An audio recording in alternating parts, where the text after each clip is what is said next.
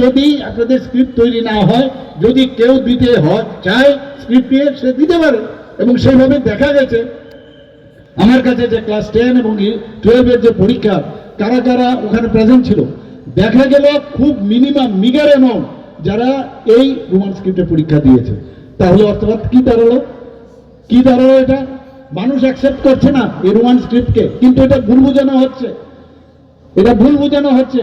তাও আমি বলছি যে আমরা স্ক্রিপ্ট নিশ্চয়ই আমরা অ্যাকসেপ্ট করবো, যদি নিজেদের স্ক্রিপ্ট করো, ইন্ডিজিনাস স্ক্রিপ্ট তৈরি করো, সেই কথাটা আমরা বলেছি। বন্ধু, পার্টি মাননীয় প্রধানমন্ত্রীজি যেভাবে আমাদের ভারতীয় জনতা পার্টিকে শক্তিশালী করছে, আজকে দেশকে শক্তিশালী করছেন, ইনফ্রাস্ট্রাকচারের দিক দিয়ে শক্তিশালী করছেন। আজকে আমাদের যে উন্নয়ন, ভোকাল ফর লোকাল, যে নিজের জিনিস বিক্রি করে, আজকে সারা পৃথিবীর সমস্ত দেশ জিডিপির দিকে আজকে কত নিচে চলে গেছে। আমেরিকার মতো যে স্টেট, আমেরিকার মতো যে কান্ট্রি, সেখানে 2% চলে গেছে, আর আজকে আমরা 8%-এর উপরে চলে গেছি। বন্ধুগণ, এমনিতেই চলে যাচ্ছি না। আজকে নর্থ ইস্টার্ন জোনের মধ্যে ত্রিপুরা আজকে পার ক্যাপিটা ইনকাম দ্বিতীয় স্থানে হয়ে গেছে। আমাদের জিএসডিপি ত্রিপুরা নর্থ ইস্টার্ন জোনের মধ্যে সেকেন্ড হাইয়েস্ট। আমাদের নীতি আয়োগের মাধ্যমে ত্রিপুরাকে একদম ফ্রন্ট রানার স্টেট হিসাবে ডিক্লেয়ার করেছে। আমাদের সারা 28টা রাজ্যের মধ্যে ল অ্যান্ড অর্ডারের দিক দিয়ে, নিচের দিক দিয়ে আমরা তৃতীয় স্থানে। অর্থাৎ আমরা আগামী দিনে যেভাবে আমরা কাজ করছি, সেইভাবে মানুষ সারা ভারতবর্ষের মধ্যে, মাননীয় প্রধানমন্ত্রীজি কিছুদিন আগে ওয়েস্ট বেঙ্গলে এসছেন, সেখানে ক্যাম্পেইনের মধ্যে কি বলেছেন? যাইয়ে आप लोग देख के आइए त्रिपुरा में कैसे डेवलपमेंट हो रहा है। এর অর্থটা কি? আমরা যে সঠিক ভাবে যে চলছি, এই মানদণ্ডতে সেটা বোঝা যায়। বন্ধুগণ, আপনারা জানেন মিজোরাম এবং গোয়ার পরে ত্রিপুরা আজকে পূর্ণ সাক্ষরতা আজকে স্টেট হিসাবে ডিক্লেয়ার করা হয়েছে। বন্ধুগণ, এবং সেখানে কিন্তু লোক সংখ্যার যদি আমরা হিসাব দেখি, সেখানে আমরা মিজোরাম এবং গোয়ার থেকে আমরা অনেক বেশি। তারপরে আমরা কিন্তু 95.6% আমরা কিন্তু সেই সাক্ষরতা দিক দিয়ে আমরা অনেক বেশি উপরে আমরা চলে এসেছি। আজকে ডিরেগুলেশনের বিষয়ে আজকে মাননীয় প্রধানমন্ত্রী চিফ সেক্রেটারিরা গিয়েছিলেন, সেখানে প্রথম স্থান এই ডিরেগুলেশনের মধ্যে ত্রিপুরা ফার্স্ট হয়েছে ডিরেগুলেশনের মধ্যে। এর জন্য মাননীয় প্রধানমন্ত্রীজি আমাদের চিফ সেক্রেটারি মহোদয়কে ধন্যবাদ দিয়েছেন। শুধু তাই নয়, কালকে আমাকে এক সেক্রেটারি বলছেন বিহার থেকে, ওনাকে বলেছেন যে আপনারা ফুল টিম আপনারা আসুন, কিভাবে এত তাড়াতাড়ি সম্ভব হয়েছে সেটা আমাদেরকে আপনারা শেখান। আমাকে বলছিল বিহারে, আমি বললাম বিহারে আমরা কেন যাব? ওনাদেরকে বলুন আমাদের এখানে আসতে। আমরা যখন বিভিন্ন কাজে মডেল গুজরাটে আমরা যাই, ওখানে শিখবার জন্য, জানবার জন্য, ওনাদেরকে আপনারা বলুন এখানে আসতে, আসলে আমরা দেখাবো এখানে। তো উনি বললেন ঠিক আছে।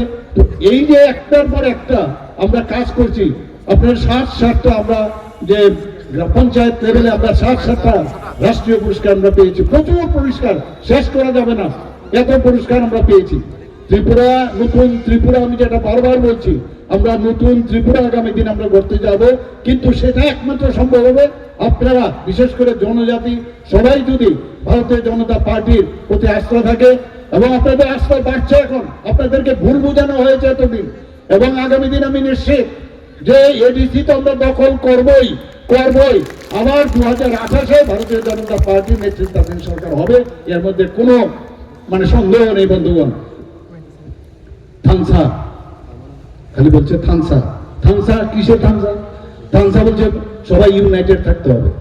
ত্রিপুরাতে থানসা থাকতে গেলে ত্রিপুরি যেমন আছে, এখানে আমাদের যারা রিয়াংরা আছেন, রিয়াং শরণার্থীরাও আছেন, এখানে চাকমা আছেন, গারু আছে, সব তো থানসা তো খালি একটাও হবে না, সবার থানসা হতে হবে।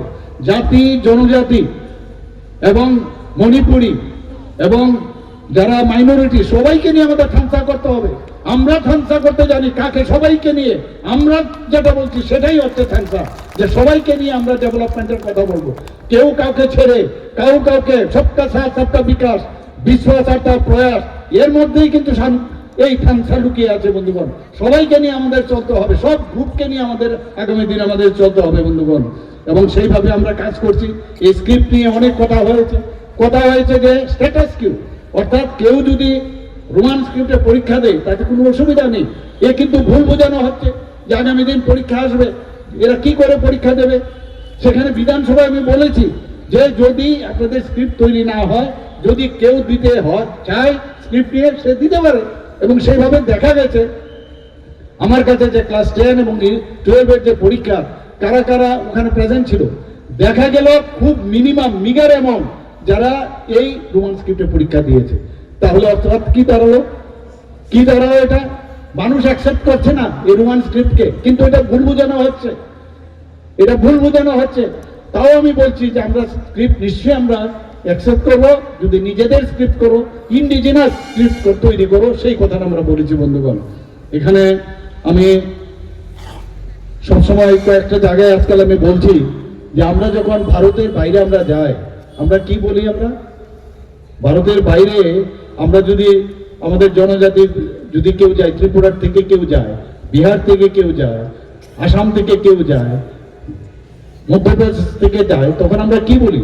আমরা বলি হিন্দুস্তানি। আপ কাহা সে আয়ে হো? মে হিন্দুস্তান সে, মানে আমি হিন্দুস্তানি। ত্রিপুরার থেকে আমরা যখন যাব, মণিপুর থেকে যখন কেউ যাবে সে মণিপুরি, ত্রিপুরার থেকে যে যাবে সে ত্রিপুরি, এবং কেউ যদি বাঙাল থেকে যায় বাঙালি। তো সেই জায়গার মধ্যে দাঁড়িয়ে আমি সবসময় বলছি এখন যে আমরা ত্রিপুরার থেকে যখন আমরা যাব কোথাও, আমরা সবাই ত্রিপুরি, এখানে কোনো আলাদা কিচ্ছু হবে না, কিন্তু যার যার আলাদা আলাদা থাকতে পারে, সেটাই হচ্ছে আসল মূল মন্ত্র, এবং সবার ডেভেলপমেন্ট আমরা সেইভাবে আমরা করবো।